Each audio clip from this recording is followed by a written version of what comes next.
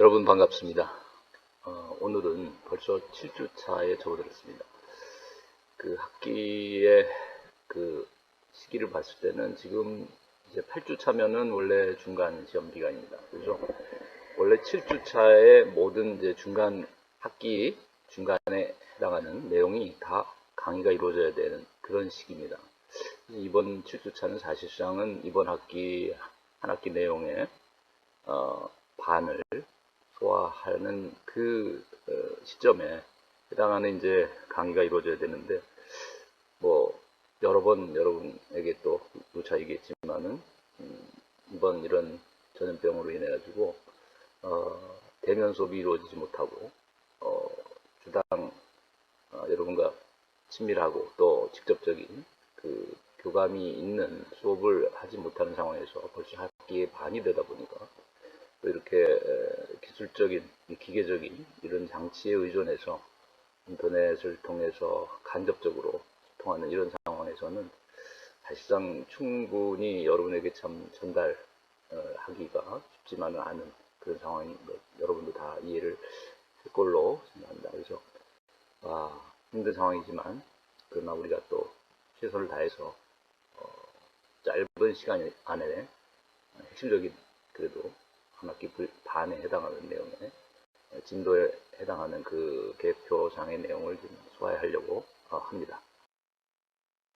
그래서 계획표상에서 여러분이 이제 미리 예고했던 7주차에 걸친, 그러니까 학기 중간까지의 지금까지 여러분에게 내줬던 과제를 중심으로 해서 지금 한 학기 반이 어떻게 이루어져 왔는가, 그리고 오늘 제시하는 7주차의 과제는 또 무엇인가에 대해서 간단하게 한번 돌아보고자 합니다. 첫 번째 주에는 여러분에게 이제 오리엔테이션으로서 철학이라는 게 어떤 의미를 갖는가에 대해서 우선 말의 의미, 개념적인 말의 의미로서 어원을 한번 살펴보자.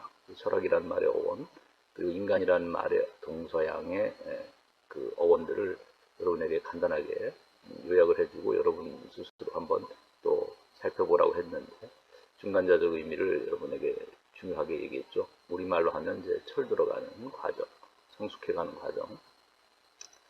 근데 이제 두 번째 주에는 그러면 우리가 그 AI라는 오늘날 이제 첨단 기술 시대에 가장 그 중요한 과제로 떠오르는 이제 그 정책적인 과제이자 연구 과제가 이제 인공지능이겠죠. 그래서 인공지능 시대에 이런 로봇이 발달하는 이 기계 문명 사회 속에서 인공지능과 그러면 인간의 차이는 뭘까? 인간의 지능이나 인간의 정신과 기계적으로 우리가 만들어낸 인공지능과의 차이가 뭘까를 한번 이제 비교해보는 과제를 줬어요. 그래서 인간이란 무엇인가에 대한 성찰을 할 수 있도록 기도한 것인데, 그래서 데이빗과 마틴, 그래서 진짜 아이인 마틴과 기계 로봇인 데이빗의 차이를 한번 보라고 했는데, 뭐 여러분들이 잘 서베이를 잘 해가지고 요약들을 했지만은 그 중에서 이제 그런 답도 있었던 것 같아요. 그 마틴은 어떤 악의적인 감정이나 생각이나 자신의 의지를 악의적으로 그걸 이용해서 데이빗을 말하자면 꿰어서 어머니의 사랑을 받을 수 있는 것처럼 꼬여서 어머니의 머리카락을 잘라오게 하는 이런 장면이라든가, 뭐 이런 내용들이 이제 마틴이 이제 인간의 특징을 보여준다고 하는 사람도 있었는데, 그것은 내가 볼 때 잘 포스를 맞춘 것 같아요. 그래서 그 핵심은 뭐냐면 인간에게는 자유의지가 있다는 것, 그리고 기계에게는 자유의지가 있다고 말하기는 어렵지 않는 거죠. 그래서 선과 악을 선택할 수 있는 도덕적인 가치 판단을 하고 또 행동에 옮길 수 있는 이런 능력, 그 결단의 능력은 인간에게 주어져 있는 특징이 아닌가. 그래서 이제 과학의 마음 연구의 한계에 대한 질문도 이제 바로 바라고 했는데, 뭐 다 연관된 주제인 것 같아요. 그래서 열길 물속을, 그죠? 열길 바닷속을 잴 수 있는 그 기술적인 능력을 가지고 있지만 과학은, 그러나 한길 사람 속을 잴 수는 없지 않겠는가. 그러니까 0과 1의 계산에 의해서 이루어지는 인공지능 컴퓨터 프로그래밍은 한길 사람 속을 과연 계산해낼 수 있겠는가 하는 질문을 할 수 있겠고, 아까 말한 것에 연결시키면 자유의지를 과연 그 비밀을 풀어낼 수 있겠는가, 0과 1의 계산으로 인간의 그 자유의지 문제를 구현해낼 수 있겠는가, 이게도. 자, 3주째 과제는 철학 상담이 어떤 배경에서 생겨났고 또 철학이 왜 필요한가, 자, 이런 것들을 여러분에게 특히 첫 번째 이제 철학이 왜 필요한가라는 이 주제와 관련해서는 칸트의 그 두 가지 철학관, 철학 개념과 연결해서 학술 개념이 아닌 이제 세계 개념으로서의 철학이 오늘날 필요한 시대다, 이런 얘기를 했고, 두 번째 과제는 철학적 질문이 그러면 과학적 질문과 어떻게 다른가. 그래서 세 가지 특징을 얘기했죠. 메타적인 근본적인 질문을 던진다. 보이지 않는 배우까지도 소급해서 질문하죠, 철학은. 그리고 포괄적이고 주체적인, 객관적인 과학과는 좀 다른 점이 이제 주체적인 성찰을 수행한다는 거죠. 수학적인 객관적인 방법에 의해서 통계를 내고 계산해내는 이제 과학은 방법적으로도 다른 것이죠. 자, 그래서 4주째는 투모로우랜드하고 피노키오를 여러분한테 감상하고 나서 기술의 장점이 뭔가, 그 다음에 내가 그 주인공 프랭크 또는 케이시라고 한다면 나는 어떤 선택을 할 것인가. 이 여기에 대해서 이제 질문하는 사람들이 있었는데, 프랭크나 케이시가 다른 점으로 본다면 이제 프랭크는 사실 어렸을 때 케이시와 마찬가지로 어렸을 때 이제 핀을 주셔서 그 투모로우랜드에 다녀왔죠. 갔었죠. 그런데 이제 거기서 그 과학자와 이제 이렇게 의견 충돌과 어떤 해서 결국 쫓겨난 거죠. 프랭크는. 그러면서 프랭크는 근데 더 이상 미래에 대한 희망을 버린 것이죠. 그걸 포기한 채로 이제 나이가 들도록 살아온 것이고, 케이시는 이제 어린 그 소녀로서 핀을 주셔서 이제 투모로우랜드 방문하고 미래에 대한 희망을 잃지 않고 계속 추구해 나가려고 했죠. 그런데 이제 결국 물론 뭐 여러분이 많은 사람들이 그렇게 답을 했던 것 같은데, 프랭크나 케이시나 마지막에 이제 결국은 같이 이제 투모로우랜드에 다시 방문하면서 결국 우리 인류를 구하기 위해서 그 과학자와는 달리 인류를 구하기 위해서 내버려두지 않고 결단하고 노력을 해서 미래를 바꾸자라는 이런 쪽에 이제 협력하고 힘을 합치는, 이제 이런 식으로 이제 해피엔딩으로 이제 마무리가 된 것 같아요. 그런 방식으로 이제 프랭크와 케이시를 동일한 선택을 한 사람도 이제 해석한 사람도 있는가 하면, 그럼 이제 원래는 프랭크는 좀 다른 선택을 원래 했었던 것이죠. 케이시와는 희망을 버렸던 사람이었고, 케이시는 이제 그렇지 않았고. 자, 그 다음에 두 번째는 요정이 말한 인간의 조건. 그래서 그 컨션스라는 말로 요약될 수 있는 트루스풀하고 브레이브하고 그 다음에 넌 셀피시한, 이것이 이제 마리오네트인 꼭두각시 인형이 인간이 될 수 있는, 피노키오가 인간이 될 수 있는 조건, 리얼 보이가 될 수 있는 조건으로 요정이 말한 것이죠. 그래서 이것은 이제 한마디로 컨션스인데, 인간은 양심적이고 선한 본성을 가지고 과연 있는 것인지, 아니면 이기적인, 양심적이고 이기적인, 자기를 자기중심적이어서 자신의 이익을 위해서는 타인의 권리와 이익을 침해하면서까지도 자기 이익만을 추구해 나가는 존재. 자, 이것이 여러분에게 성선설과 정학설로 대변되는 인간 본성론에 대한 동서양의 철학을 한번 이해하고 자신의 답을 한번 써보라고 했던 과제였고요. 다섯 번째 주, 5주째는 이제 기술의 빛이 아닌 기술의 그림자에 대해서 좀 길게 얘기했죠. 그 중에서도 특히 하이데거의 기술에 대한 물음에 관한 이제 그의 성찰 내용을, 실존 철학자인 하이데거의 성찰 내용을 좀 깊이 좀 다뤘어요. 문제 망각을 초래했고, 오늘날 기술이 그래서 인간성의 위기이자 존재 위기, 이 시대와 존재 의미가 상실되어버리는, 은폐되어버리는 그런 존재 위기까지를 초래한 아주 위기의 시대가 됐다고 이제 기술의 그림자를 아주 뭐랄까 어둡게 보고 있는 것이죠. 큰 관점에서 어둡게 보고 있죠. 그래서 그 다음에 이제 그 철학이란, 그럼 철학 상담이라는 거죠. 철학 상담이란 무엇인가 하는 것을 우리가 현대사회와 철학 상담 그 일부에 해당하죠. 철학 상담에 관한 정의를 내리고 있는 그런 개념을, 그 그 배경이 이제 앞에서 기술의 부작용 이런 것들이 사실 올 현대 사회를 어두운 그림자를 그리고 있는데 하이데거는 아예 인간성뿐만 아니라 결국 존재 위기까지도 얘기하고 있는 이런 배경하에서 오늘날 철학적 성찰이 필요한 시대가 됐다. 그래서 철학 상담이나 또 철학적인 치유가 오늘날 많은 사람들에게 관심을 갖게 되는 상황이 도착했다.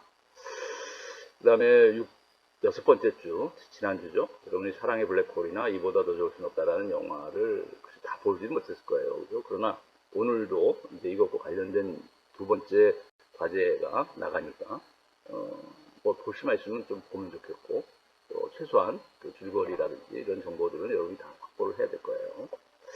자, 그래서 지난주에는 이제 실존 철학이 그러면 기술 문명을 어떻게 성찰하고 있는지를 이제 좀 더 부연해서 하이데거의 그 기술에 대한 질문을 좀 더 이제 그 두 주에 걸쳐서 다뤘네요. 그죠?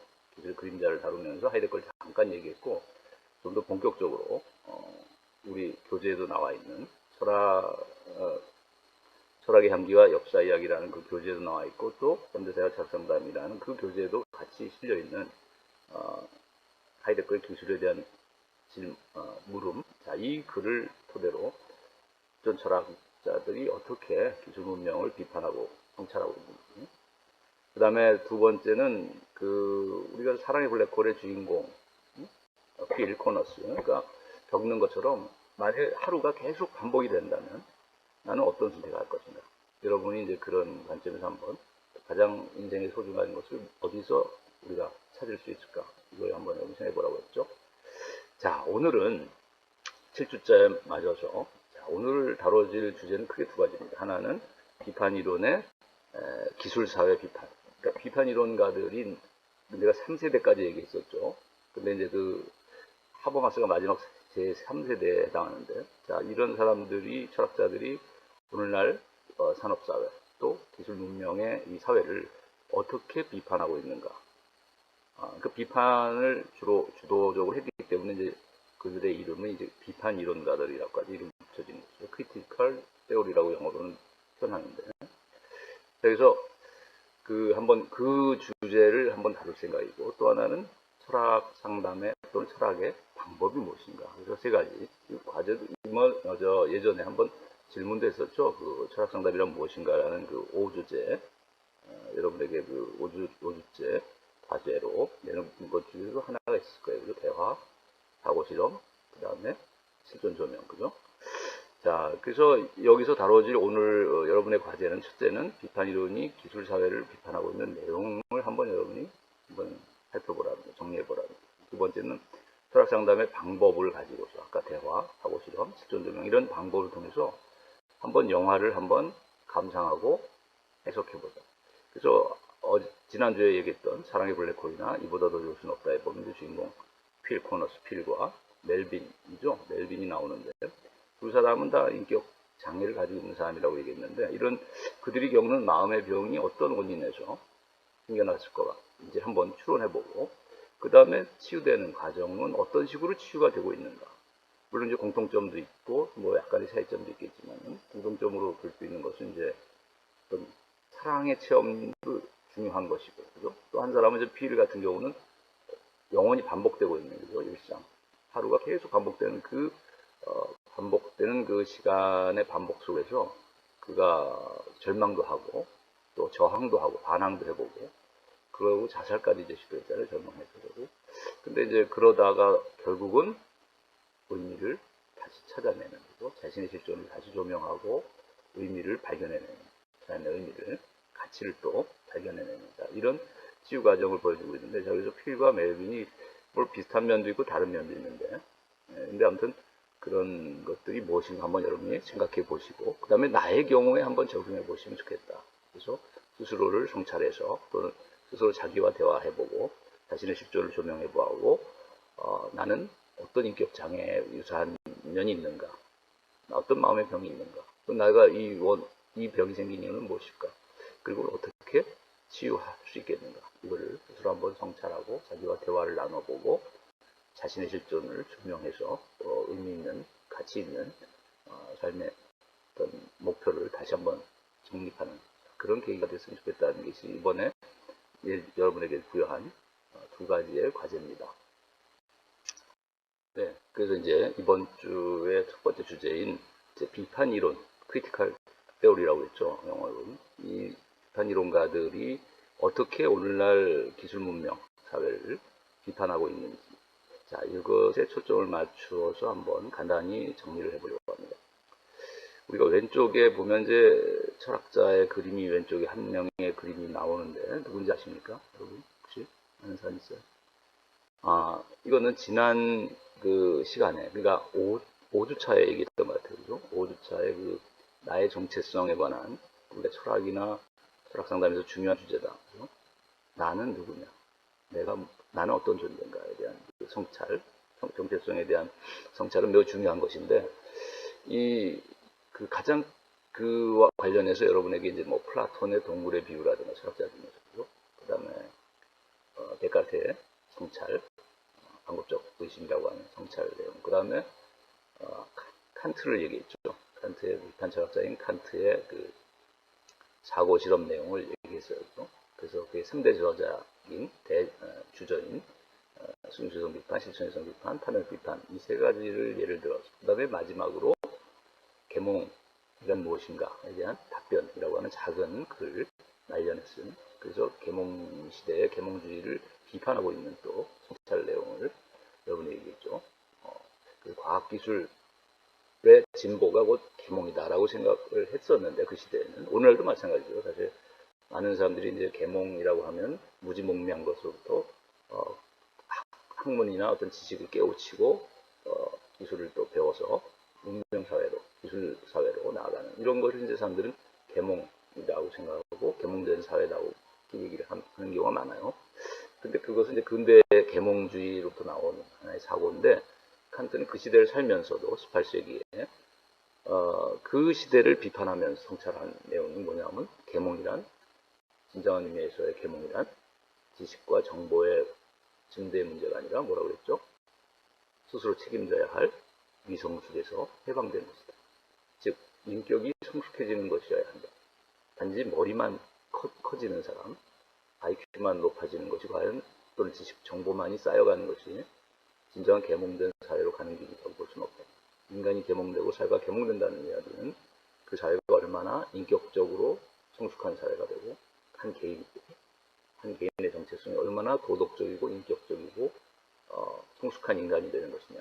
그 다음에 사회가 얼마나 도덕화되고 얼마나 인격적이고 공정하고 정의롭고 또 사랑이 넘치는 사회가 되느냐. 이것이 이제 한 개인이나 사회를 바라보는 척도여야 되고, 그렇다면 그런 세계관이나 가치관이나 인생관을 가지고 봤을 때는 계몽이란 단지 IQ의 문제만도 아니고 지식의 문제만도 아니고 정보의 증대만의 문제도 아니다. 오늘날 정보화 사회지만, 오늘날 이제 이 5G 시대를 맞아서 빛의 속도보다도 빠르고, 어떻게 보면 빛의 속도를 응가할 만큼 빠른 그 정보량에 소통이 이루어지고 많은 지식 정보가 넘쳐나는 사회가 됐지만, 진정한 우리 사회가 성숙한 사회인가, 진정 우리 사회가 계몽된 사회냐라고 물어봤을 때는 부정적인 답을 할 수밖에 없습니다. 이런 내용들이 이제 사실 칸트가 말년에 계몽이란 무엇인가에 대한 답변에서 진지하고 깊이 계몽을 성찰했던 내용이죠. 그래서 이런 칸트의 이런 기술 문명 또는 과학 기술에 대한 비판적 성찰이 오늘날 실존 철학, 하이데거의 기술에 대한 질문이라는 글을 여러분이 보라고 했는데, 지난번에 그런 하이데거의 기술 문명에 대한 성찰에 영향을 줄 수밖에 없었다고도 볼 수 있고, 또 오늘 다루고자 하는 크리티컬 세오리라고 하는, 우리가 이제 오른쪽 그림을 보게 되면은 맨 처음에 나오는 사람이 이제 도구적 이성 비판이라는 책입니다. 번역된 책인데, 이미 번역되어 있어요. 여러분이 참고할 수 있는 책인데, 막스 호크하이머라는 유태인의 핏줄을 가진 사람입니다. 그래서 2차 세계대전 때 이제 히틀러의 박해를 받았기 때문에 유태인들은 다. 그리고 오른쪽에 있는 사람은 아도르노라고 하는 사람. 이 사람도 역시 유태인의 핏줄을 가졌던 사람이죠. 그래서 호크하이머나 아도르노, 이런 사람들을 우리가 제1세대 비판이론가라고 말합니다. 그래서 사회연구소라는 것을 만들어서 이 호르카이머가 재력도 있었던 사람인 것 같아요. 스스로가 개인적인 연구소를 만들었는데, 사회연구소라는, 그래서 자본주의 사회를 이제 비판하는, 그 시대 또 산업사회를 비판하고 있는 이런 현대사회 비판을 시도하는 이제 사회연구소라는 것을 만들었고, 거기에 아도르노 같은 사람은 이제 연구원으로 채용해서 박사학위를 가진, 둘 다 철학 박사인데, 칸트의 뭐 판단력 비판 가지고 학위를 받았고, 그래서 이런 사실 칸트의 이런 철학을 우리가 비판 철학이라고 얘기하거든요. 크리티컬 필로소피. 근데 이것의 영향을 받아서 크리티컬 테오리라는 비판 이론이라는 말을 붙였다고도 볼 수 있는 겁니다. 그래서 칸트의 비판 정신, 기술 문명, 또 과학 기술 사회에 대한 계몽주의 사회, 계몽 사회에 대한 비판의 이 정신을 이어받았던 것이 호르카이머의 도구적 이성 비판이라는 책이 나오게 된 것이죠. 또 그 책 제목 자체도 칸트의 순수이성 비판, 그리고 실천이성 비판, 그리고 판단 비판이라는 이 3비판서, 칸트의 주된 저서죠. 3부작인데, 자, 이 비판서의 그 제목과 유사하게 순수이성 비판 대신 또는 실천이성 비판이라는 말 대신 도구적 이성 비판이라는 말을 붙인 것입니다. 그래서 이 사람이 볼 때 현대인들의 특징은 도구적인 이성이라는 거예요. 과학기술이 발달했을 때 우리가 게임을 아주 기술적으로 잘하잖아요. 누구보다도 정말 그 손재주가 있게 빠르게 키보드 워리어라고 하죠. 그 키보드를 잘 눌러서 또 뭐 댓글을 달고 악플을 달고 그 정보사회에서 얼마나 많은 문자를 또 빨리빨리 써서 소통하고, 자, 이런 것들을 보면 도구적으로 발달된 이성을 가졌다는 거죠. 어떤 기술적인 효율성을 매우 정말 잘 추구해 나가는 그런 이성이 이제 도구적 이성이겠죠. 자, 그래서 기술 합리성을 갖는 그런 이성이라고 말할 수 있는데, 이런 것들이 오늘날 우리 사회의 인격의 성숙을 가져왔느냐? 그렇지 못하다는 거죠. 오히려 이런 키보드 워리어들이 해킹을 하고 또 악플을 달아서 사람들의 인격을 침해하고 인권을 말살하는, 자, 이런 일들을 하기도 한다는 거죠. 또 얼마 전에 지금 우리 사회도 문제가 되고 있는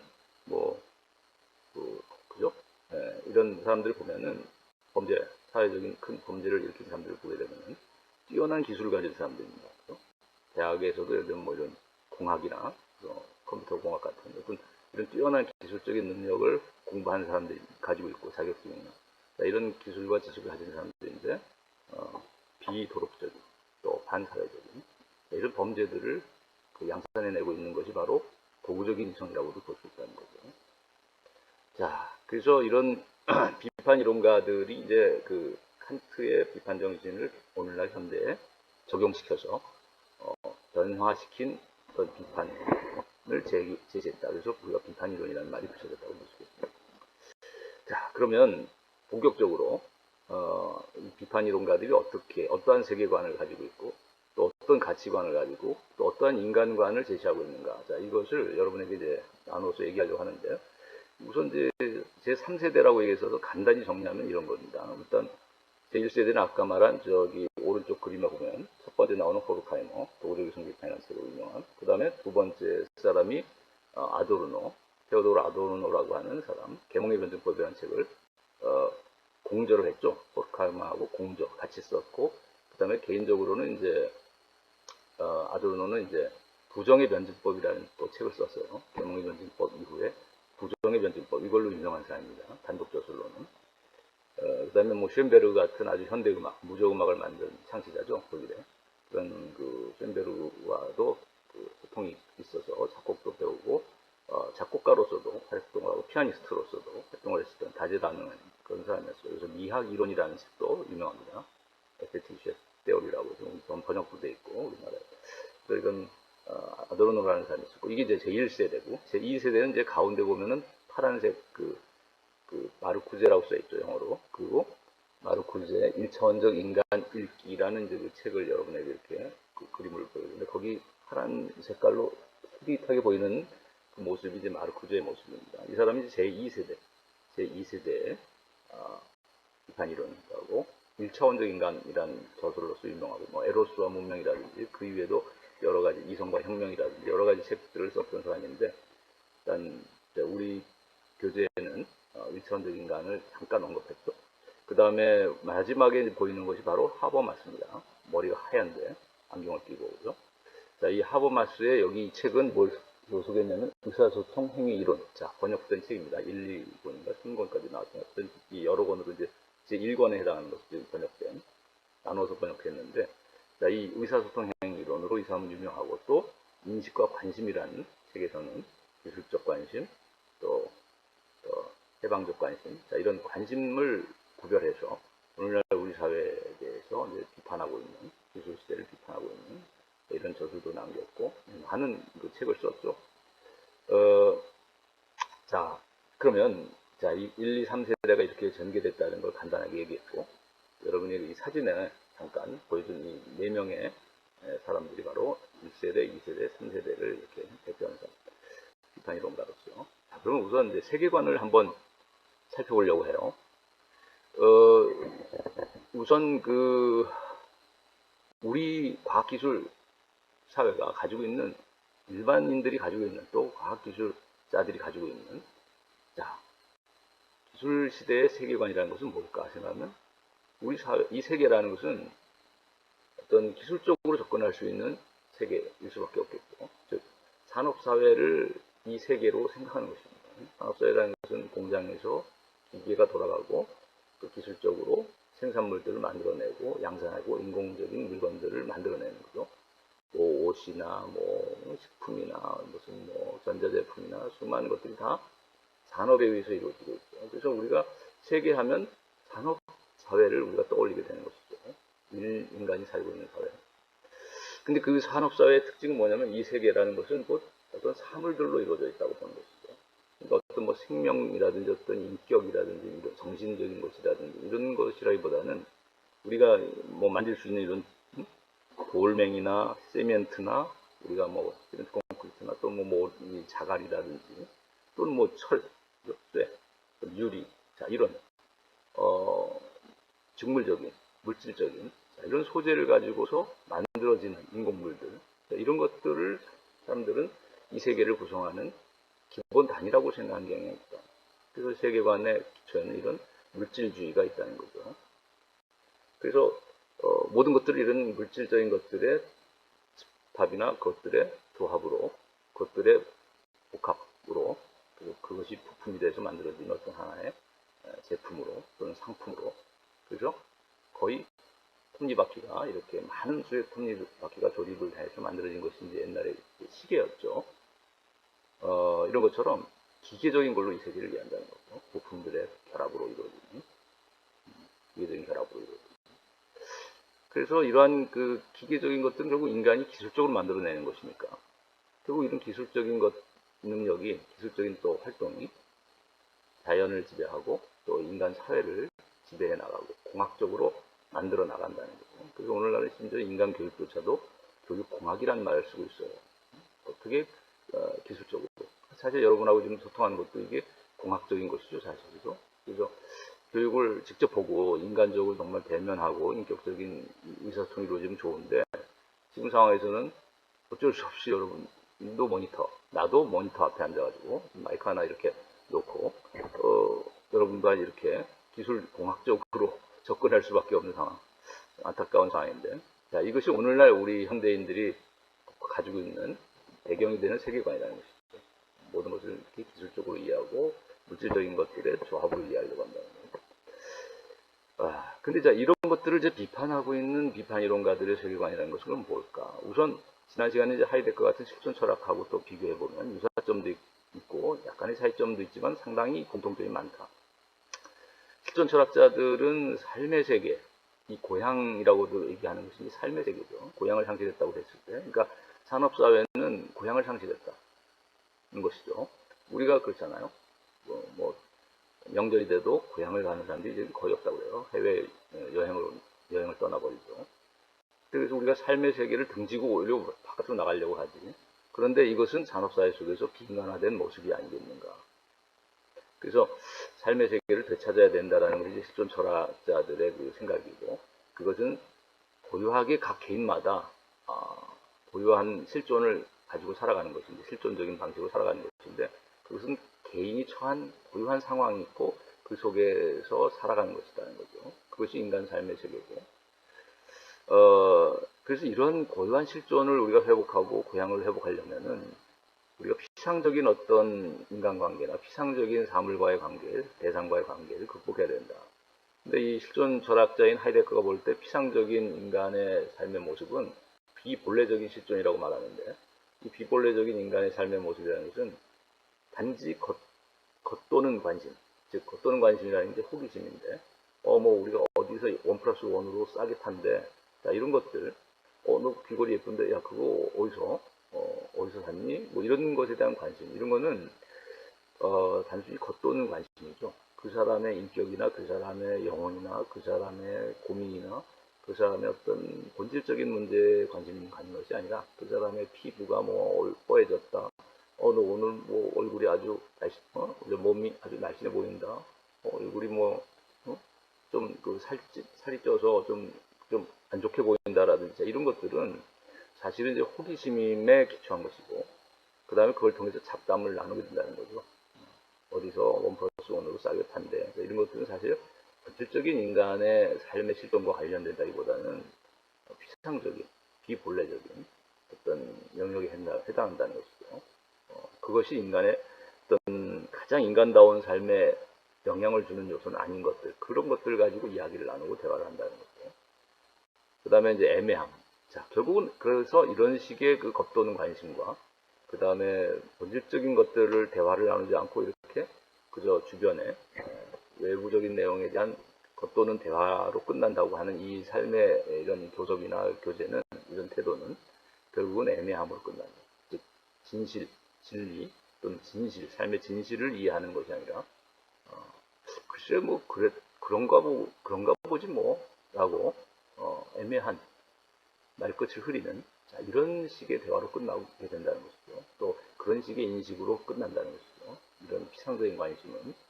그래서 결국 이런 것을 극복하는 것이 이제 진정한 관심, 인간의 내면 안으로 들어가는 관심이고, 그 사람의 진정한 고민을 대화해 나누는 것이 잡담이 아닌 진정한 의사소통으로서의 대화일 것이고, 그리고 그 애매함으로 끝나는 것이 아니라 진실, 삶의 진실에 도달하게 된다. 진실에 대한 이해에 도달하게 된다. 이것이 고향을 회복하는 방식이고, 인간 삶의 세계를 본래적인 고유한 실존으로 회복하는 방식이 될 것이다. 이게 이제 실존사학자들의 생각인데, 이와 유사하게 이제 초록글씨로 써 있는 것이 이제 비판 이론가들이 보는 세계관이라고 볼 수 있는데, 그들이 보는 세계는 이런 기계적인 문명의 세계라기보다는 정의로운 사회를 그들이 추구하는 세계죠. 그리고 그것은 인간 소외가 극복된 사회라는 거죠. 그리고 어떤 원자화된 개인으로, 고립된 개인으로, 또 이기적인 개인으로 이기주의적인 어떤 삶을 살아가고 피상적인 외부에 대한 그냥 호기심이나 잡담, 애매함으로 끝나는 이런 삶의 태도보다는, 그건 이제 인간 소외의 모습이고, 진정한 그 공정한 사회에 대한 관심, 또 인간관계의 깊이 큰 이해와 진실을 소통하는, 자, 이런 사회를 회복해야 된다면 그것이 인간다운 사회, 즉 공동체를 다시 회복하는 방식이고, 그것의 하나의 그 방법으로 이 사람들이 제시하는 것은 공론장의 회복이라고 볼 수 있는 것이죠. 그러니까 어떤 토론이나 담론이나 대화나 이런 것들이 공개적인 영역 안에서 자유롭게, 뭐 정치적인 비판도 자유롭게 이루어질 수 있어야 되고, 또 예술이라든지 또 학문이라든지 또는 모든 지식이나 정보가 공개된 상황에서 자유롭게 의사소통이 이루어질 수 있는, 자, 이런 것이 공론장이고, 이것이 민주주의의 실현일 수 있겠는데, 지난번에 이제 그 정보를 독점함을 통해서 이루어질 수 있는 위기를 얘기했죠, 지난번에.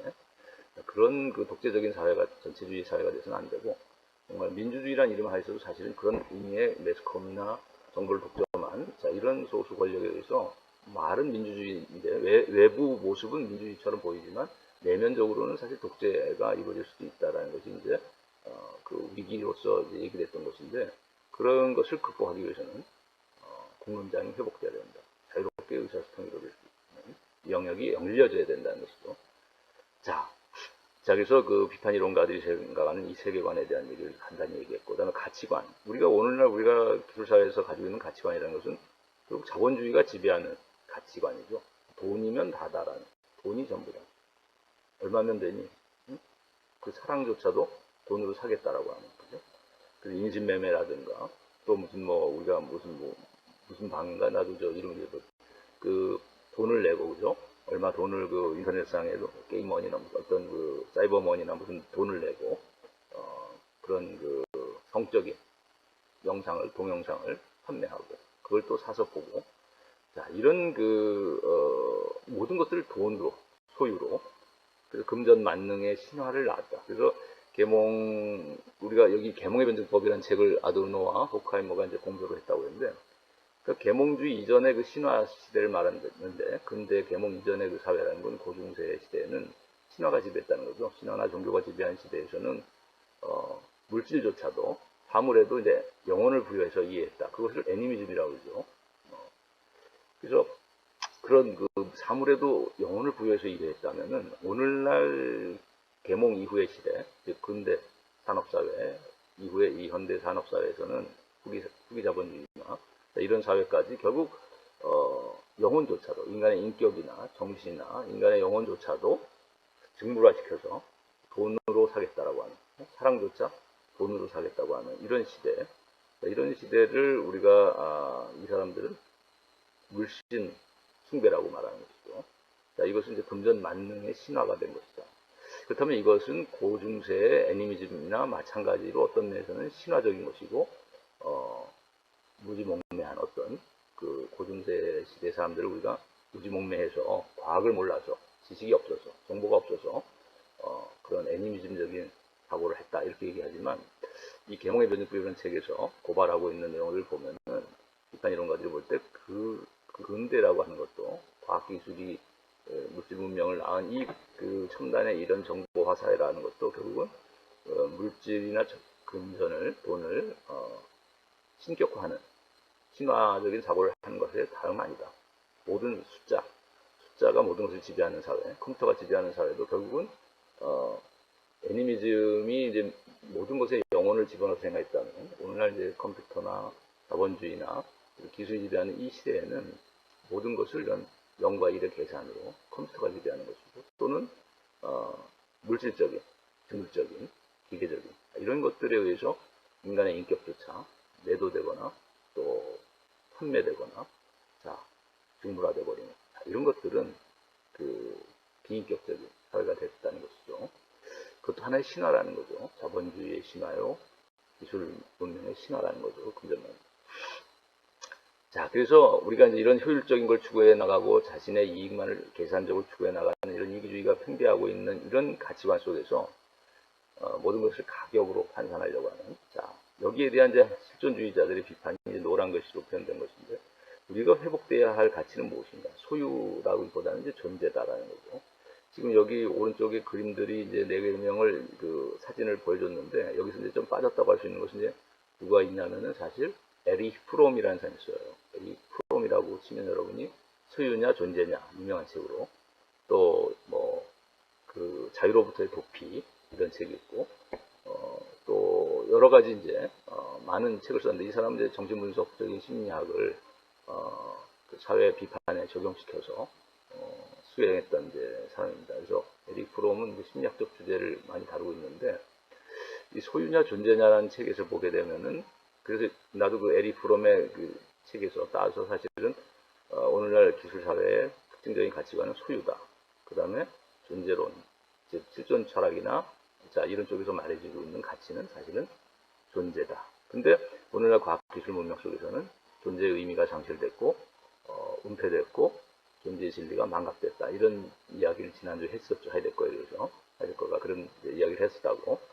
그런 것처럼 이 실존 철학에서 추구하는 진정한 가치는 소유가 아니라 금전이나 어떤 기술적인, 기계적인, 물질적인 것이 아니라 존재 그 자체라는 거죠. 진정한 가치는 존재 그 자체에 있고, 그것의 의미와 진실을 드러내서 밝혀내야 된다는 것이죠. 그것이 진정 인간을 자유케 할 수 있고, 인간을 진정 이제 해방시킬 수 있다는 것이죠.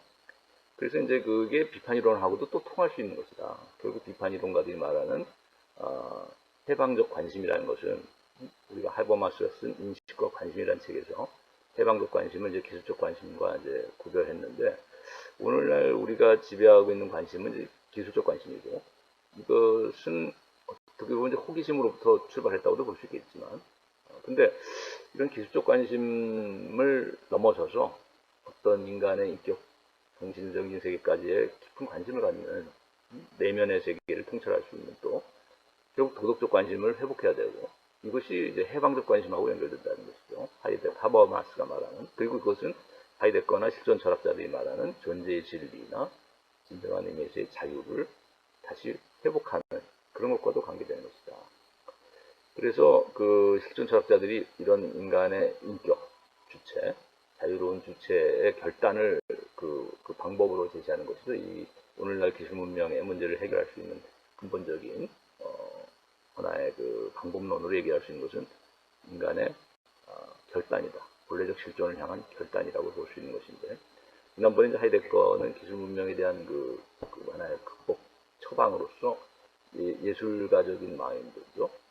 시인의 마음을 회복하고 농부의 마음을 회복해야 된다. 그것이 이제 시원적 사고 또는 시원적인 태도를 회복하는 것이다. 그것은 다른 말로 하면 이제 철학적인 성찰의 태도를 회복하는 것이다. 이렇게 표현했는데, 그것이 결국은 결단의 문제하고도 연결되는 것이라는 거죠. 도덕적인 양심에 따른. 그러다 보니까 또 비판이론가들의 이런 해방적 관심이나 도덕적 관심하고도 연결되는 것이다. 진정한 자유와 정의와 사랑을 실현하는 그런 공정한 사회를 지향해 나가는 그 현실 사회를 또 비판하는 이런 이제 태도하고도 관계되는 것이죠. 그래서 손해냐 이익이냐 효율적이냐 효율적이지 않느냐라는 그것에 대한 관심만이 아니라 진정 본래적인 것이 무엇이고 비본래적인 것이 무엇이고 정말 거짓된 것이 무엇이고 진실은 무엇이냐라는 것. 그래서 진정한 공정한 정의가 실현되어야 되는 것에 대한 관심, 이런 것이 우리를 비판하는 이런 비판이론가들의 관심일 수 있겠다. 그들의 가치관일 수 있겠다. 그 다음에 이제 인간관으로 보게 되면은 오늘날 기술사회에서는 결국 이 비판 이론가들이 이제 왜 맨 오른쪽에 첫 번째 저서 도구적 이성 비판이라는 말 썼죠. 이 도구적 이성이라는 것으로 특징 지어줄 수 있다는 거죠. 오늘날 우리 인간의 모습은. 그래서 이익 계산의 효율성을 효율적인 것을 계산해내고 이익을 극대화하려고 하는 이런 계산적인 이성, 이런 것이 이제 도구적인 합리성이고 도구적인 이성인데, 이것이 가장 극도로 발달된 것이 이제 기술 사회라는 거죠. 오늘날에. 그러니까 고중세에 비해서 근대 이후에 오늘날 현대는 가장 기술이 발달한 시대인데, 이 기술이 발달한 시대야말로 가장 도구적인 이런 효율성이 추구되고 계산적인 이성이 발달한 시대다. 자신의 이익에 매우 밝은 사람들이죠. 다 철저히 계산하는. 그래서 이런 그 인간의 모습은 오늘날 그 직물화된다는 거죠. 모든 것을 계산할 수 있는 대상은 사실은 영혼은 아니고, 왜냐면 10길 물속은 잴 수 있지만 한 길 사람 속인 영혼을 잴 수는 없잖아요. 그러다 보니까 컴퓨터가 발달한 이런 기술 시대에는 기술적으로 접근할 수 있고 계산이 명확하게 될 수 있는 것은 물질적인 것들이죠. 그렇기 때문에 이 영혼조차도 돈으로 사겠다, 또는 뭐 인격도 사랑도 돈으로 사겠다라고 하는 것은 영혼도 사무화시키고 직무화시켜서 계산해내겠다라는 것이죠. 사실 오늘날 그 인공지능 같은 경우도 0과 1의 그 계산 프로그램에 의해서 결국은 그 인간 영혼의 기능, 인지 능력, 또 인간의 그런 사고 능력을, 계산 능력, 그런 것들을 컴퓨터로 시뮬레이션 하는 것이죠. 그건 결국 인간 영혼을 사무로 하고 직무로 한다는 거라고 볼 수 있다. 그래서 이제 오늘날 이런 인간들은 피로 사회를 낳았는데, 이것은 경쟁 사회가 된 것이죠. 저마다 자신의 이익을 계산적으로 추구하다 보니까, 정확하게 추구해 나가다 보니까 서로 피곤한 상황이죠. 아주 피곤하고 아주 경쟁, 어디 가나 경쟁이죠. 어디가 줄 세우기라고 그러죠. 번호 1번부터 꼴찌까지를 어디 가나 줄 세운단 말이죠. 그래서 가요제 나가도 또 무슨 뭐 그죠? 뭐 시험, 학교에서는 시험으로 성적 예비고사, 무슨 뭐 본고사, 그 다음에 무슨 모의 시험, 또는 뭐 어디서도 다 줄 세우기 경쟁이죠. 이익 계산하는 거죠. 자, 이런 것들을 우리가 마르쿠제, 우리가 파란색 표지로 그죠? 그 모양으로 좀 그림이 나와 있는데, 마르쿠제 1차원적 인간 읽기 나와 있죠. 근데 그 1차원적 인간이라고 말하는 것입니다. 이런 사회 속에서, 경쟁 사회 속에서 거기에 노예처럼 살아가는 대중들의 삶. 그죠? 우리가 뭐 슈퍼스타 K에 나가든 뭐 어디에 나가든 뭐 전부 그죠? 오디션을 보든 아니면 뭐 배우가 되려고 하든, 또는 뭐 어디 회사, 여러분도 마찬가지겠는데, 또 어디 학교뿐만 아니라 학교사에서도 줄 세우기지만은 성적순을 내가지고죠. A등급, B등급, 또 1등, 2등, 장학금. 자, 이거 전부 줄 세우기인데, 회사도 마찬가지잖아요. 그죠? 여러분이 이제 취업 경쟁에 뛰어들면은 사원들을 또 1번부터 꼴등까지 쭉 점수 매겨가지고 뽑죠. 그잖아요. 그죠? 몇째까지 뽑는 거 아니에요. 카트라인. 그래서 이런 사회는 이제 일차원적 사회라는 거죠. 모든 것이 똑같은 0과 1의 조합으로 개선돼 나가는 이런 컴퓨터가 지배하는 사회. 이런 대중사회라는 것은 결국 대중문화도 그렇고 이 문화도 결국은 흥행에 성공했느냐 안 했느냐로 영화의 그 가치를 판단하고 또 작품의 가치를 판단하고 얼마나 가격이 높게 팔리냐에 의해서 그 화가의 그 위상을 자리매김하고 이런 것은 결국 1차원적이다. 1차원적 사회다.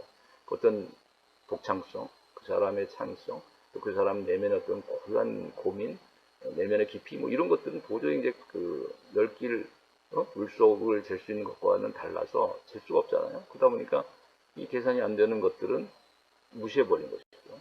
자, 이런 것들이야말로 정말 2차원, 3차원, 4차원, N차원의 이런 세계를 무시해버리는 자, 이런 사회를 1차원적 인간들의 사회라고 말하는 것입니다. 그리고 이제 우리가 그 독일에 있는 우리 한국인 철학자가 쓴 책 중에 이제 우리 그 베스트셀러 중에 피로사회라는 책이 있죠. 그래서 이런 일차원적인 그 직물성이 지배하는 사회는 기술 사회라는 것은 피로한 사회가 된다는 거죠. 모든 것이 경쟁, 성과 경쟁의 노예가 되고 우울증과 불안, 수많은 공황장애와 여러 가지 각종 장애들을 낳았다. 그래서 머리만 크고 감정이 메마르고 양심은 없고 그런 사이코패스 같은 정신의 문제들을 낳았다는 것이죠. 자, 그래서 그런 인간관을 그럼 어떤 식으로 개선해야 되겠는가 이런 도구적인 이성이 지배하는 인간의 모습을 결국은 참된 실존을 회복하는 것이 이제 실존 철학자들의 과제인데 비판이론가들의 과제는 참된 이성을 회복하는 것입니다. 그래서 우리가 칸트의 왜 지난번에 이제 순수이성 비판, 실존이성 비판, 판의 비판 간단히 얘기했었죠. 지난주에. 그 순수이성 비판은 이제 물론 과학적인 것의 그 본질이 뭐냐, 그것을 그 가능 조건이 뭔지를 성찰해서 언제 어디서 무엇 어떻게 왜라는 이런 시간 공간의 틀과 범주라는 카테고리에 의해서 그것이 결합해서 관찰과 측정이 이루어지기 때문에 보편적으로 확보할 수 있는 것이 과학이다. 이렇게 설명했지만 그러나 거기에서 그치지 않고 칸트는 과학의 본질을 설명했을 뿐만 아니라 가능 조건을 설명해 줬을 뿐만 아니라 근거를 그것의 한계를 또 설정한 것이 순수 이성 비판이었습니다. 그래서 과학적인 사고의 한계가 무엇인지를 또한 비판해 줬는데 그것은 보이는 세계, 관찰 가능한 세계, 언제 어디서라는 시간 공간 조건 하에 주어지는 사물에 대해서만 그런 대상들에 대해서만 보편적인 인식이 가능한 것이 과학이지 보이지 않는 세계, 예를 들면 사랑이라든지 뭐 우정이라든지 또 우리가 뭐 선과 악이라든지 또 아름다움과 추함이라든지 자, 이런 그 체험의 세계 또 우리가 도덕적인 세계, 예술의 세계는 또 종교의 세계 자, 이런 것들에 대해서는 과학이 언급할 수 있는 자격이 없다는 거죠. 보편 타당한 인식이 불가능한 것이고 과학은. 그래서 그 칸트가 이제 생각한 것은 이성이라는 것은 단지 그런 과학적인 이성만이 이성이 아니고 칸트가 말한 이성은 도덕적인 이성, 훨씬 더 중요한 것이 이제 계몽이란 무엇인가에 대한 답변이라는 그 글을 여러분에게 해석해 주면서 결국 진정한 계몽은 성숙해지는 인격이 있다는 거 아니에요? 인격의 성숙에. 자, 그러면 그러한 인격적인 성숙이 가능한 것도 이성인데 그러한 이성은 과학적인 지식, 정보를 다루는 이성만을 얘기하는 것이 아니라는 거죠. 그것은 오히려 도구적인 이성으로 변질될 위험이 큰 것이고 오히려 이런 양심적인 결단을 할 수 있고 피노키오에 나오는 그 블루 페어리 푸른 요정이 말했듯이 컨션스, 트루스풀하고 브레이브하고 또 non-selfish한 자, 이런 컨션스를 가지고 행동하고 결단할 수 있는 그런 것이야말로 참된 이성이라는 거죠. 그러면 그런 이성은 우리가 칸트가 말하는 순수한 실천 이성이다. 이론 이성이 아니라. 그래서 이론 이성으로서의 과학의 능력을 한계를 설정해주고 비판하면서 칸트는 진정 더 가치 있고 더 높은 가치를 갖고 있다고 말해줄 수 있는 이성은 순수한 실천 이성이다. 그것은 바로 컨션스, 선한 의지이고 도덕적인 양심과 관계되는 이성이라는 것이죠. 그러니까 우리가 비판 이론가들이 결국 현대 사회를 비판하면서 기술이 지배하고 있는 이런 도구적인 이성이 지배하고 기술적 관심이 지배하는 사회를 비판하면서 해방적 관심을 이야기하고 의사소통적인 이성, 의사소통적인 합리성을 얘기할 때 그 이성은 칸트가 말했던 실천 이성인 것이죠. 순수한 실천 이성. 그래서 그러한 진정한 이성을 회복해야 된다. 양심적인 이성을 회복해야 된다. 도덕적인 합리성을 회복해야 된다. 이것이 계몽의 역설을 극복하는 하나의 길이 된다. 계몽의 역설이라는 것은 아까 말했듯이 신화 시대를 비판하고 과학이 발달한 시대가 이제 계몽된 시대라고 하면서 근대는 빛의 시대가 됐다라고, 중세의 암흑 시대를 넘어서서 이제 빛의 시대가 왔다고 그들은 낙관했는데, 미래를 그랬는데, 사실 오늘날 와서 보니까 현대 자본주의 사회, 산업사회 사회, 그리고 기술 사회에 와서는 결국은 그 물질 만능의 신화의 지배를 받게 되고 있는, 거꾸로 또 신화의 지배를 받는, 그 신화를 극복해서 과학 기술의 시대가 유토피아를 낳을 거라고 기대했던 그 계몽 시대와는, 계몽주의자들의 기대와는 달리 오늘날 계몽이 극도화로 그러니까 그들의 관점에서 보자면 과학 기술의 극도로 진보된 시대고, 그렇다면 그들의 관점에서 보면 상당히 많은 계몽이 이루어진 시대인데, 오히려 물질 만능의 신화가 지배하고 비인격적인 인간 사육이나 인간에 대한 이런 그 매도가, 인격적인 어떤 그 침해가 이루어지는, 수많은 범죄가 이루어지고 있는 이런 사회를 봤을 때 이것은 계몽의 역설이라고밖에 볼 수 없다. 신화를 극복한 미래 사회가 오히려 또 다른 암흑기에 못지않는 더 심각하고 비참한 그런 신화를 낳았다라는 것이죠. 자본의 지배, 기술의 지배가 비인간화된 이런 모습으로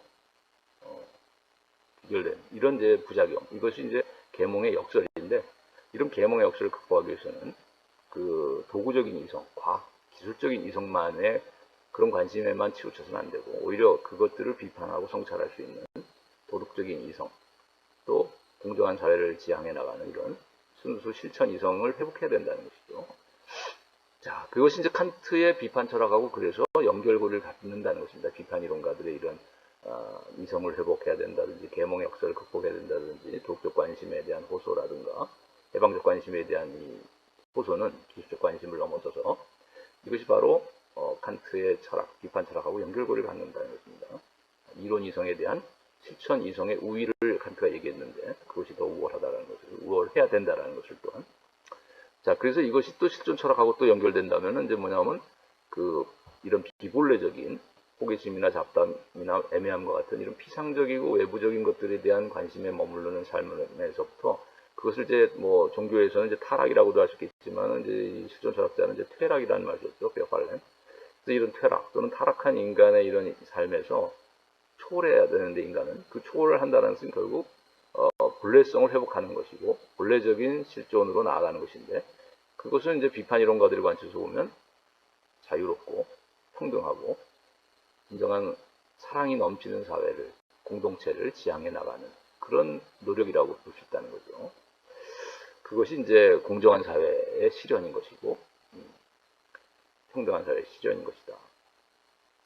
그래서 이제 그 실존 철학자가 이제 하이데거 같은 사람이 초기에는 이제 양심의 부름에 응답하는 이제 결단을 통해서 이런 본래성을 향해 나갈 수 있다, 이렇게 얘기했는데, 후기에는 이제 하이데거는 존재의 부름이라는 말을 바꾸도 양심의 소리 대신에 존재의 소리, 존재의 부름에 응답하는 그런 탈존이라는 방식의 실존을 얘기하고 있습니다.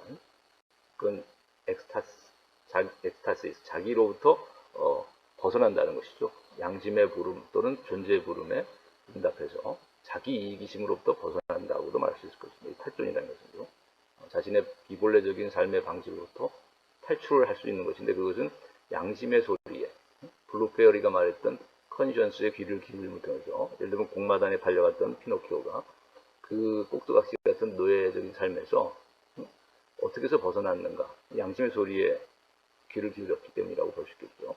거기서 자신의 비본래적인 노예적인 삶으로부터의 탈출이 이루어지는데, 공마단에서부터 벗어나고, 그죠? 자, 그것이 이제 양심의 부름에 응답하는 결단이라고도 볼 수 있겠고, 존재의 부름에 응답하는 탈존이라는 방식이라고도 얘기할 수 있겠습니다. 후기 사회에서는, 하이데거의 후기 사회에서는. 자, 이런 것이 이제 비판 이론의 관점에서는 의사소통적인 합리성을 회복하는 것이 된다. 자, 그래서 우리가 여기 하이데거의 의사소통 행위이론이라는 번역된 책을 소개했습니다. 여기서 이제 철학의 주제를 잠깐 되돌아보면은 우리가 칸트의 철학 개념 두 번째 개념이 뭐였냐면 세계 개념수의 철학이었죠. 학술 개념이 아니라. 그러면 세계 개념수의 철학은 인생관이자 세계관이자 가치관을 성찰하는 것이 그 큰 주제가 되겠죠. 그래서 우리가 철학의 주제도 여기서 말한 철학의 주제도 이제 세계 개념수의 철학을 말한다고 볼 수 있고, 그렇다면 인간과 존재와 가치, 이것이 크게 보면 철학의 주제다.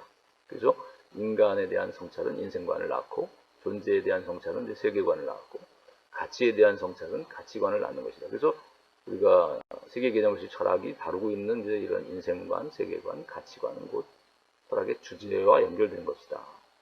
근데 이제 조금 세부적으로 그러면 보자면, 우리가 존재하는 것들에 대한 관심을 우리가 오른쪽 끝에 보면 1, 2, 3이라고 써있는 질문으로 칸트가 이제 표현했는데, 우리가 존재하는 것들에 대한 관심은 결국 세계관을 안다고 그랬는데, 그것은 물음으로 표현하면 나는 무엇을 알 수 있는가 라는 질문하고 관계된다. 그리고 이런 관심은 이제 이론적인 관심하고 관계되는 것이다. 우리가 존재하는 세계에 대한 관심은 이론적인 관심이라는 거죠. 이 세계에 대해서 나는 무엇을 알 수 있는가 라는, 자, 이런 질문을 통해서 접근할 수 있는 이제 이론적 관심은 존재라는 것들에 대한 관심을 갖게 되는 것이고, 그것이 이제 세계관을 낳았다. 그 다음에 이제 두 번째는 맨 밑에 보면 나는 무엇을 해야 하는가, 이런 질문에 대한 관심이 이제 실천적인 관심인데, 이런 실천적인 관심이 곧 가치에 대한 관심을 우리에게 일으키는 것이고, 왜냐하면 실천이라는 것은 어떤 가치 지향적인 것이잖아요. 어떤 목적을 지향하고, 그렇다면 가치에 대한 관심으로 가는 것이고, 결국 이것이 가치관의 정립, 가치관을 성립시킨다는 것이죠. 나는 무엇을 해야 하는가라는 이 실천적 관심이. 그 다음에 이제 세 번째 질문은 나는 무엇을 느끼고 희망해도 좋은가. 칸트는 이제 느끼고라는 표현을 빼고 그냥 나는 무엇을 희망해도 좋은가 이제 이렇게 표현했는데, 저는 이제 여기다 덧붙여서 나는 무엇을 느끼고 희망해도 좋은가. 자, 이 관심이 곧 이제 그 예술이나 종교에 대한 관심을 낳았다는 것이죠. 그래서 무엇을 느껴도 좋은가. 우리가 아름다운 것을 느끼고 숭고한 것을 느끼는 것이 좋겠죠. 이런 것은 이제 예술에 대한 관심을 낳았고, 또 무엇을 희망해도 좋은가. 우리가 삶 너머에서의 삶, 내세, 이 세계 너머의 세계. 자, 이런 데에 대한 관심은 종교에서, 그러니까 종교적인 관심을 불러일으켰다고 봐야 되겠죠. 저 내세라든가, 불멸하는 어떤 인간의 사후의 문제까지도, 영혼이나 인간 불멸의 문제까지도 관심이 갖게 되는 게 종교니까. 자, 그래서 이 세상 끝날에도 희망을 가져도 좋은 내용, 이런 것들이 이제 예술과 종교와도 연관고리를 갖는 것이다.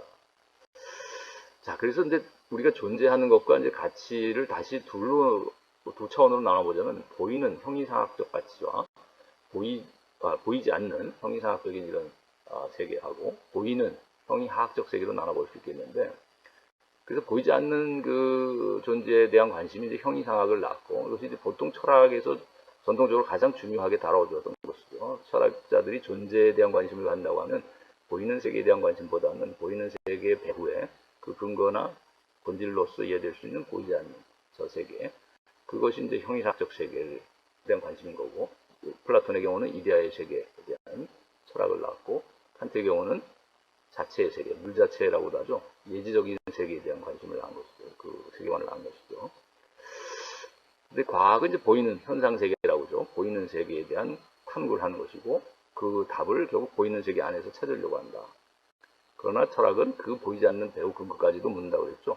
빅뱅의 근거 자체를 물을 수 있는 것은 과학이 아니고 철학이라고 했고, 그것은 아무래도 이제 형이상학적 주제하고 연결고리를 갖는 것이죠. 그 다음에 이제 무엇을 해야 하는가 하는 것도 우리가 보이는 세계의 실천과 관계되는 것이 이제 경제나 정치의 영역이고, 경제학이나 정치학이 다루는 문제고, 그 보이지 않는 그 형이상학적인 그 지향, 형이상학적인 이념이나 이상이나 이런 것들을 추구해 나가는 것이 도덕적인 관심을 낳는 것이라는 거죠. 도덕 가치관과 연결된다는 것이죠. 자, 그리고 이 두 가지의 세계, 자, 존재의 세계와 가치의 세계, 그리고 보이지 않는 세계와 보이는 세계, 이 두 차원의 양가적인 세계들을 결합하고 조화시키고 매개시킬 수 있는 그 연결고리가 칸트에서는 예술과 종교의 영역이라고 보는 것입니다. 그래서 우리가 각각 1, 2, 3이라는 이 세 가지 질문의 방식을 칸트는 순수이성 비판, 실천이성 비판, 판단력 비판을 통해서 다뤄주고 있다. 자, 우선 철학의 방법에 관한 이야기를 넘어가겠습니다. 우리가 이 교재, 현대사회 철학 상담이라는 교재를 보게 되면 이제 이 2부가 철학의 방법으로 나와 있죠.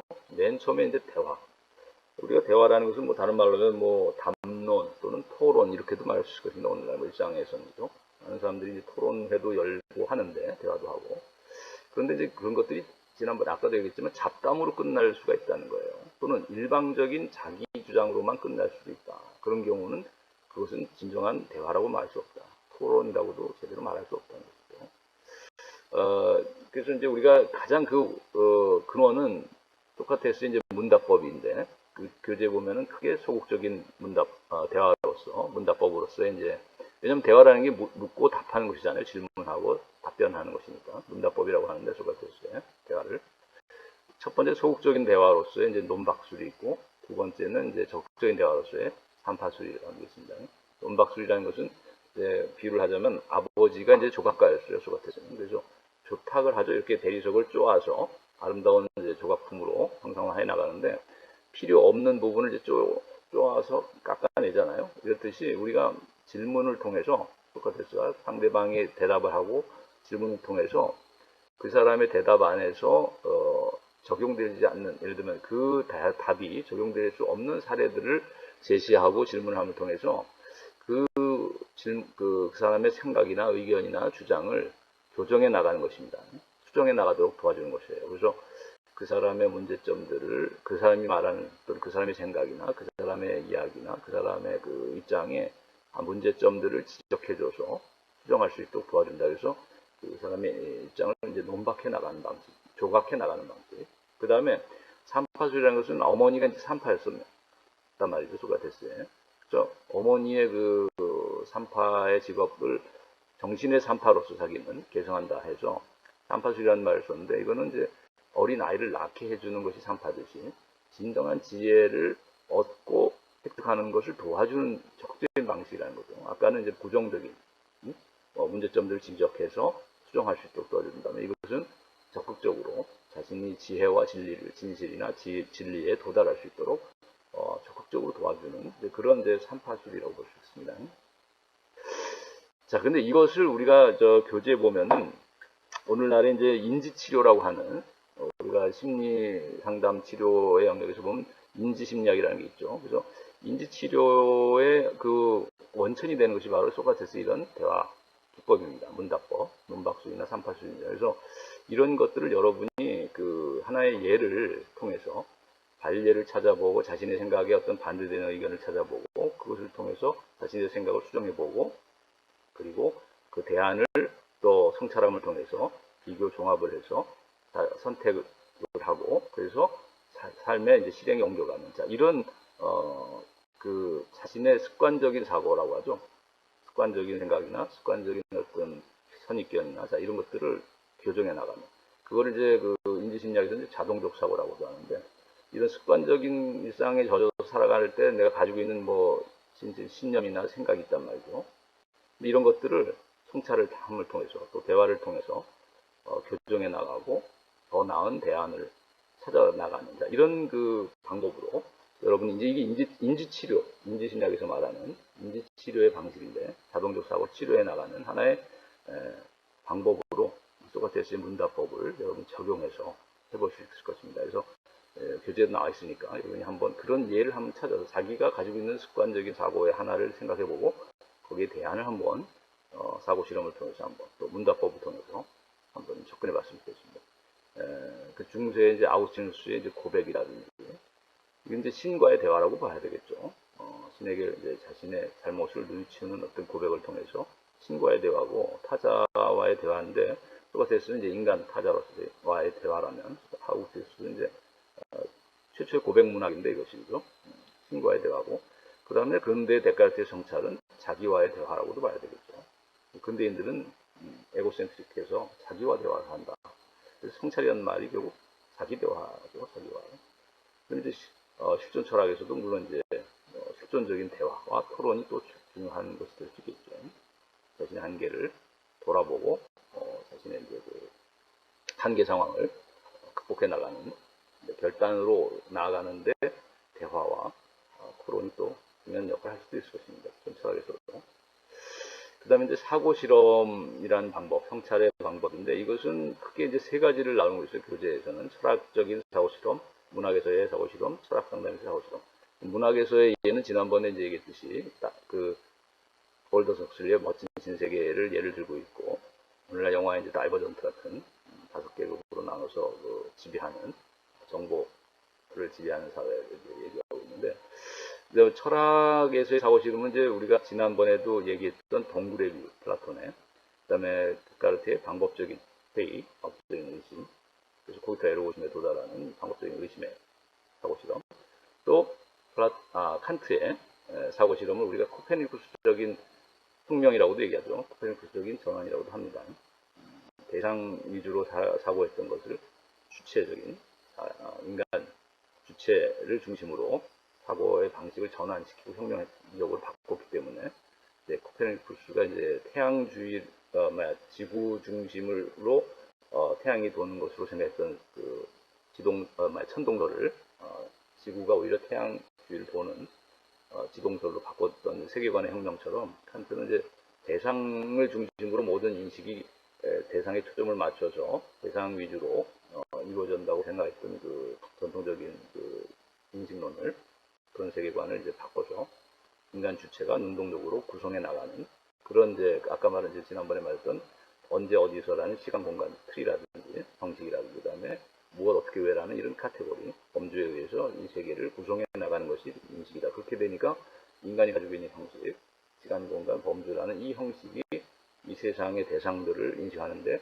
적극적으로 능동적으로 구성하는 역할을 하게 되는 것이죠. 그러다 보니까 대상으로부터 추상해내서 인식이 이루어지는 것이라고 보통 생각했는데 그것이 아니라 인간의 형식이 미리 가지고 있는 전제들을 집어넣어서 그래서 이제 거기서 해답을 얻어내는 질문을 던져서 오히려 거기서 답을 얻어내는 이런 능동적인 전환이 이루어졌다. 그래서 이제 코페르니쿠스적인 혁명이라고도 세계관적 혁명에 빗대서 얘기하는 것입니다. 통 속의 뇌 사고 실험도 지난번에 이제 얘기했었고 이제 매트릭스하고 영화 매트릭스 유사하다며 푸트넘이라는 철학자가 제시했던 통 속의 뇌 사고 실험이라는 게 있고 중국 어방 사고 실험은 이제 존 썰의 사고 실험인데 지난번에 이제 과학의 마음 연구의 한계 얘기할 때 잠깐 이제 가로쳐놓고 놨었는데 여러분이 그 엑스 마키나에 보면은 그 에이바라는 그 인공지능 로봇을 와의 대화 실험을 하기 위해서 그게 이제 튜링 테스트인데 그죠? 그러니까 채팅하듯이 이제 대화할 수 있는 상대자로 젊은 청년을 그 과학자가 자기 직원 하나를 데려다가 튜링 테스트를 시키죠. 대화를 시키죠. 사고 실험. 대화를 시키죠. 에이바하고. 그것이 이제 튜링 테스트고 그걸 통해서 이게 기계인지 인간인지 구별하지 못할 정도의 채팅이 이루어질 수 있고 대화가 이루어졌다. 그러면 이제 인간의 지능을 가지고 있다고 봐야 되지 않느냐. 이게 이제 튜링의 생각이었는데 수학자. 그것을 비판한 것이 이제 존 썰이라는 영국의 언어 철학자가 제시한 중국 어방 사고 실험입니다. 그죠? 그 책에 나와 있으니까 여러분이 참고해 보시기 바라고. 그 기계적인 그 문답표에 따라서 중국어방 안에 중국어를 모르는 외국인 같은 사람이 하나 들어가 있다 하더라고. 영국인 같은 사람이. 그 문답표에 따라서 우리가 이제 상형 문자도 읽을 줄도 모르고 뜻도 모르지만 그 모양 보고 그 모양에 해당하는 또 상형 문자를 갖다가 답에서 답표를 보고 그대로 묘사해가지고 모방해가지고 갖다가 써서 제시하면은 바깥에서 중국어로 질문을 던진 글씨를 써서 중국인이 봤을 때, 저 사람 중국어를 잘 아네? 이렇게 잘 하는 것처럼 착각할 수 있다는 거죠. 그러나 사실은 전혀 모르는, 중국어의 중자도 모르는 사람이 그 상형 문자를 대충 그림 보고, 그림에 맞는 또 그 대응표를 보고 답이라고 해가지고 그 표대로 그림을 그려서 제시하면은, 또는 그 표를 갖다 그대로 제시하면은, 마치 중국어에 능통한 사람처럼 여겨질 수 있는 것처럼, 기계 언어라는 것도 결국 우리가 짜여진 프로그램에 따라서 대응표가 있는 것이고 거기에 1대1 대응하도록 채팅이 이루어질 수 있도록 설계를 해놨기 때문에 마치 뭐 언어를 잘 구사하는 것처럼 이해해서 구사하는 것처럼 생각하지만 사실은 기계는 전혀 인공지능은 언어라는 것을 이해하지 못하고 그저 기호를 대응시켜서 만들어 놓은 프로그램 체계에 따라서 답을 하는 것처럼 보여질 뿐이다라는 거죠. 자, 그래서 문학에서의 사고실험 얘기는 지난번에 했었고, 그 다음에 철학 상담에서의 사고실험, 이것은 여러분이 그 행복기계라고 하는, 여러분이 보면은 또 영혼회귀라고 하는 두 가지 이제 철학 상담의 사고실험 예를 들고 있습니다. 그래서 여러분이 그 노찍이라고 하는 그 미국에 현재 살아있는 철학자의 그 책 중에 Examined Life라는 책이 있어요. 그 음미된 삶이라는. 그래서 음미되지 않은 삶은 살 가치가 없다라고 하는 소크라테스 명언을 이제 가지고 그 제목을 따서 한 것 같은데, 우리가 어떤 행복 기계라는 것이 있다고 치면은 우리가 어떤 4D 테아터를 생각하면 좋을 거예요. 그죠? 오감 만족을 줄 수 있는 그 테아터 안에 들어가면은 내가 원하는 뭐든지 거기서 누릴 수 있다는 거죠. 먹고 싶은 걸 거기서 먹을 수 있고, 거기서 뭐, 향수도 나오고, 향기도 맡을 수 있고, 또, 우리가 여행을 가듯이 4차원의 어떤 그 공간, 4D 테아터에 가면은 여러 가지 이제 그 오감을 만족시킬 수 있는 뭐 우주여행도 할 수 있고, 자, 이런 우리가 사이버 공간 속에서의 행복을 누릴 수 있는 이제 기기가 있다고 한다면, 과연 우리가 현실의 삶을 대신에 그런 그 행복기기 안에서의 삶을 택하겠는가라는 질문이에요. 그죠? 그러니까 우리가 그 트루먼 쇼를 얘기했었죠, 영화. 트루먼 쇼에서 보면은 각본에 따라서 뭐 결혼도 하고 또 뭐 애를 낳고 뭐 거기서 자기 삶을 사는 것처럼 여겼지만 사실은 각본에 따른 삶이었는데, 근데 그래서 그 진짜 삶이 아니다라고 해서 이제 그 스튜디오 바깥으로 나가잖아요, 주인공이. 근데 우리라면 어떻게 했는가? 우리가 이제 매트릭스 같은 경우도 보면 네오는 빨간 약을 선택했잖아요. 그죠? 파란 약을 선택하냐, 빨간 약을 선택하냐 할 때, 파란 약의 선택이라는 것은 그 사이버 공간 안에서의 삶에 만족하는 것이죠. 거기서 뭐 누릴 수 있는 것을 다 누릴 수 있습니다. 그런데 현실은 암흑같이 깜깜한 이제 현실이고, 정말 핵전쟁 이후 태양도 없고, 정말 지하의 동굴 같은 데서 정말 비참한 그런 모습으로 이제 문명의 몰락 속에서 어두운 지하 동굴 생활을 해야 되는 것이 현실이라고 한다면, 아주 그냥 화창한 대낮에 햇볕이 쬐는 그런 대낮의 삶을 경험할 수 있고 원하는 걸 뭐든지 할 수 있는 사이버 공간 속에서의 삶을 택한 것이 낫지 않겠는가? 거기 보면 이제 사이퍼라고 하는 거죠. 사람은 그걸 택했죠. 사이퍼는 이제 파란 역을 선택했고, 근데 네오는 빨간 역을 선택했단 말이죠. 그래서 여러분이라면 그 행복기계 안에 머무는 것을 선택하겠느냐, 아니면 네오처럼 그 매트릭스 공간 바깥으로 나가는 빨간 약을 선택하겠느냐, 그거하고도 연결고리가 있는 이제 실험입니다. 그 다음에 영혼회귀 사고 실험은 니체가 말했던 이제 모든 그 사건들이 결국 영혼이 반복된다는 것이죠. 자, 이런 사고가 그의 영혼회귀설인데, 이것을 사실은 숙명론적으로 받아들이면 비참한 비극적인 삶이 될 수 있는데, 이걸 오늘날 정신과 의사이자 철학 실존 상담의 치료사라고 할 수 있는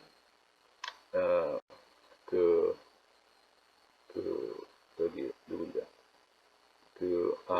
실존 철학 실존 상담을 개발한 미국의 또 이론가에 의하면은 이거를 이제 오늘날 자신의 삶에 이제 대입시켜 보자는 거죠. 우리가 사랑의 블랙홀에서 영원히 하루가 반복되고 있잖아요. 근데 그렇게 하루가 영원히 반복된다면 나는 어떤 선택을 하고 어떤 삶을 살아갈 것인가라는 이런 성찰을 할 수 있는 사고 실험으로 대입해서 이거를 여러분이 한번 성찰하면 좋겠다. 그래서 지난주에 여러분에게 이런 식의 질문을 한번 답을 해보라고 여러분에게 한번 제시했던 것 같습니다. 그죠? 자, 그 다음에 실존 조명. 자, 실존 조명의 방법은 실존 철학자들이 키르케고르나 야스퍼스나 하이데거 같은 실존 철학자들이 제시한 실존 분석이라는 하이데거는 알 수 없고, 키르케고르는 이제 실존 조명이라는 말을 썼는데, 프랭클이라는 이제 오늘날 정신과 의사이자 실존 철학의 선구자는 로고테라피라는 이제 그 자신의 치료 방법을 개발하면서 이것을 또한 실존 분석, 의미 치료라는 말을 또 썼어요. 그래서 실존 분석이라는 말은 하이데거에서 온 말이고, 의미 치료라는 것은 이제 무의미한 삶, 공허한 삶의 공허함을 어떻게 극복하고 의미 있는 삶, 가치 있는 삶을 발견해내고 그것을 추구해 나갈 수 있을까? 이제 이것과 관련해서 의미 치료라는 말을 쓰던 것이죠. 무의미를 극복하는 하나의 방법론으로. 그래서 로고테라피라든지 의미 치료 이런 말을 썼고 또 실존 분석이라는 말을 썼는데 이것은 이제 하이데거의 실존 철학의 영향을 보여주는 것이고 또 야스퍼스의 실존 조명이라는 것을 의식한 것이죠. 그래서 야스퍼스의 이제 한계 상황 네 가지로부터 어떻게 인간이 이제 그 자신의 실존, 본래적인 실존을 되찾는 그런 하나의 계기를 마련할 수 있겠는가. 죽음이라든지 고통이라든지 죄책감이라든지 이런 그 투쟁, 갈등 이런 것을 이제 그 야스퍼스는 한계 상황이라고 얘기했었는데 인간이 그런 것을 극복해 나가는 하나의 그 계기가 될 수 있겠다. 그리고 아까 그 사고 실험에서 영원 회귀 사고 실험을 오늘날 그 아까 그 사랑의 블랙홀에 나오는 주인공의 결단의 모습, 그 삶의 태도의 변화의 모습하고 연결시켜서 한번 사고 실험을 하는 식으로 적용할 수 있겠다라고 했는데 그 사람의 이름을 아까 얘기를 내가 잘 못했었는데 얄롬이라고 하는 사람입니다. 미국의 정신과 의사이자 실존 치료사라고 할 수 있는 실존 상담 치유사라고 할 수 있는 네. 자, 그래서 마지막으로 우리가 철학 상담의 방법으로 영화 읽기가 여러분의 이제 과제가 되겠습니다. 그래서 지난 시간에 이제 그 왼쪽 그림이 이제 필 코너스가 나오는 사랑의 블랙홀이고 오른쪽 그림이 이제 멜빈이 나오고 있는 그 이보다 더 좋을 수는 없다라는 영화죠. 여러분이 그 두 영화의 주인공이라고 할 수 있는 필과 멜빈이 겪고 있는 이제 마음의 병에 대해서는 지난 시간에 잠깐 얘기했는데 인격 장애에 관해서. 근데 그 자기애성 인격 장애라든지 또 강박성 이런 인격 장애가 어떻게 그 왜 생겨났고 그리고 어떻게 해서 치유되고 있는가 이 영화 속에서 자 이런 것들을 여러분이 주의 깊게 바라보면서 나는 어떤 상황에 해당할까 나에게는 어떤 마음의 병이 없을까 나는 어떤 인격 장애라고 볼 수 있는 면이 없을까 나의 습관적인 삶 속에서 보면 한번 되돌아보기를 바라요. 그러니까 자신과의 대화죠 그것도 그죠 자기 대화 소가테스식의 논박술이나 또 삼파술이라는 것도 결국 자신과의 대화를 통해서 자신의 부족하거나 단점을 교정해 나가고 논박을 통해서 또 삼파술을 통해서 치유해 나가고 그래서 진정한 지혜와 진실 자신의 본래적인 실존에 다가갈 수 있도록 하이데거식으로 말하면 실존 조명, 실존 분석을 해 나가는 방식인 것이고 이것이 그 다음에 야스퍼식으로 말하면 실존 조명이 이루어질 수 있는 것이거든요. 이런 자기와의 대화를 통해서 또 그것이 하이데거적인 데카르트식으로 말하면 자신과의 이런 대화가 곧 성찰을 하게 되는 과정이고 자신의 정체성을 깊이 성찰하고 또 칸트식으로 말하면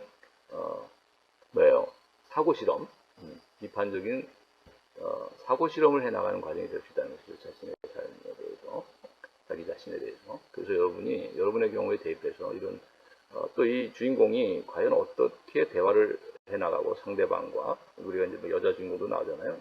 또 이런 주변에 친구도 나오고 자 이런 친구와도 그렇고 어떤 대화를 나누고 어떤 식으로 대화를 나누고 어떻게 또 스스로를 성찰해 나가고 그래서 자신의 삶을 조명하면서 분석하고 치유해 나가는 과정. 자 이것이 철학 상담의 이제 방법이 적용되고 있는 것인데 영화 안에서도 적용이 된다고 볼 수 있거든요. 이런 대화, 성찰, 사고 실험 그리고 이제 실존 조명이 의미 치료, 무의미한 삶으로부터 의미를 발견하는 이런 것들이 이 영화 안에서도 이루어지고 있고 또 여러분의 삶에서도 한번 이것을 적용해서 여러분의 삶이 치유될 수 있는 중요한 계기가 됐으면 하는 생각입니다. 네, 오늘은 여기까지 하겠습니다. 감사합니다.